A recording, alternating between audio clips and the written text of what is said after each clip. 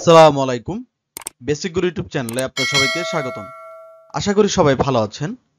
Microsoft এক্সেলের আজকের ক্লাসে আমরা দেখব একটা নতুন ধরনের একটা ফর্মুলা, যেটার নাম হলো ট্রাঙ্ক ফর্মুলা। ঠিক আছে, TRUNC।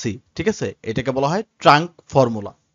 তো আমরা এক্সেলের অনেক ধরনের বিভিন্ন ধরনের ফর্মুলা খুঁজে চলেছি বা আমরা দেখাচ্ছি। তো অনেক ধরনের ইউনিক ফর্মুলার মধ্যে একটা ফর্মুলা হচ্ছে আপনার ট্রাঙ্ক ফর্মুলা। ঠিক আছে, তো আমরা আস্তে আস্তে যত ধরনের ফর্মুলা এক্সেলে আছে আমরা সব ধরনের ফর্মুলার উপরে একটা করে টপিক বের করতেছি এবং একটা করে ভিডিও আমরা আপনাদের জন্য বের করে নিচ্ছি। ঠিক আছে, আপনারা আপনাদের কাজ অনুযায়ী বা আপনাদের ডাটা অনুযায়ী যে ফর্মুলাটি ইউজ করবেন সেই ফর্মুলাটি আপনারা এখান থেকে দেখে নিতে পারবেন, অথবা আপনারা আমাদের কমেন্ট বক্সে জানিয়ে দিলে আমরা সেই ফর্মুলা অনুযায়ী আপনাদেরকে ভিডিও তৈরি করে মেনশন করে দিব। তো আজকের এই ফর্মুলায় আমরা একটা নতুন জিনিস দেখব। জিনিসটা হচ্ছে, আমরা দেখেন এখানে একটা ডাটা নিয়েছি। ঠিক আছে, এটাকে বলা হয় ডেসিমেল ডাটা। ডেসিমেল ডাটা বলতে যেমন আমরা এখানে 14.25, 48, 75, তারপরে 2.36, 58, 744, ঠিক আছে, 6.32, 54, 848, তো এরকম করে আমাদের কাছে অনেকগুলো ডাটা আছে। তো আমাদেরকে ধরেন অফিসিয়াল ক্ষেত্রে বা অফিসে বা কোনো ইন্টারভিউতে আমাদেরকে বলছে যে আমাদের শুধু ডেসিমেলের আগে, মানে এই যে দশমিক যেটা আছে, এই দশমিকের আগে যে সংখ্যা, শুধু এই সংখ্যাটাকে আমাকে আলাদা করে দিতে। ঠিক আছে, বা আমাকে পিছনের যে মানে দশমিকের পরে যে সংখ্যা আছে সেই সংখ্যা দরকার নাই, কিন্তু দশমিকের আগে যে কটা সংখ্যা আছে সেই সংখ্যাগুলোকে আমাকে কি আলাদা করে দিতে। এখন সেই যদি ডাটাটা আমরা আলাদা করতে যাই তাহলে আমরা সাধারণত কি করব, আমরা 14 লিখবো, যেহেতু দশমিকের আগে 14 আছে, বা এখানে 2 লিখবো, দশমিকের আগে 2 আছে, এখানে 6 লিখবো, দশমিকের আগে 6 আছে।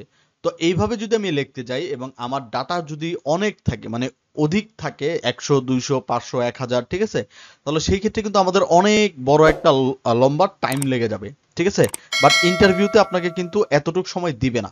তো আপনাকে বলবে কি, আপনাকে বলবে যে এই ফর্মুলাটাকে কয়েক সেকেন্ডের মধ্যে বা একটা ফর্মুলার মাধ্যমে এটাকে বের করে দেন।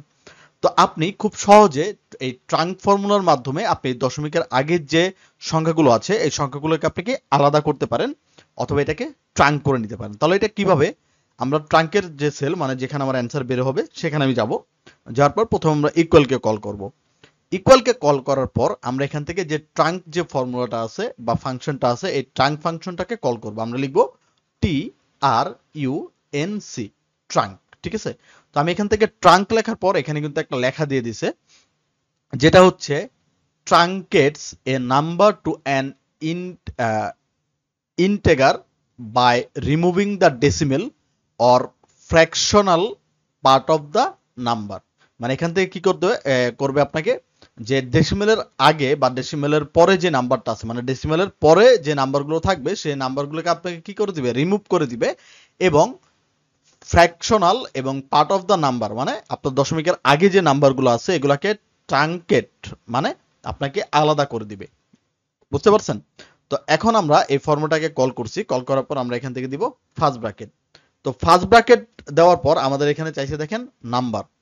তো আমরা নাম্বারটাকে সিলেক্ট না করে আমরা জাস্ট পুরো ডাটাটাকে, মানে যে প্রথম যে সেলটা আছে এই সেলের ডাটাকে একটা ক্লিক করব।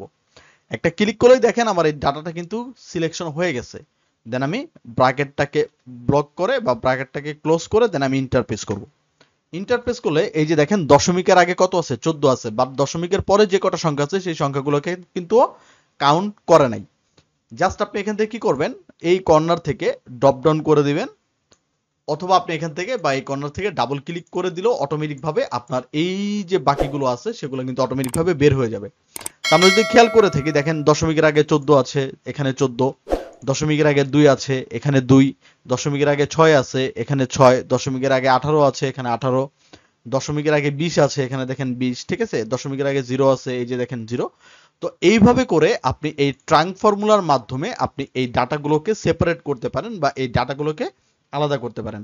তো বেশিরভাগ ক্ষেত্রে চাকরির সময় এরকম ধরনের শর্টকাট যে ফর্মুলাগুলো আছে এই ফর্মুলাগুলো সবচেয়ে বেশি দিয়ে থাকে।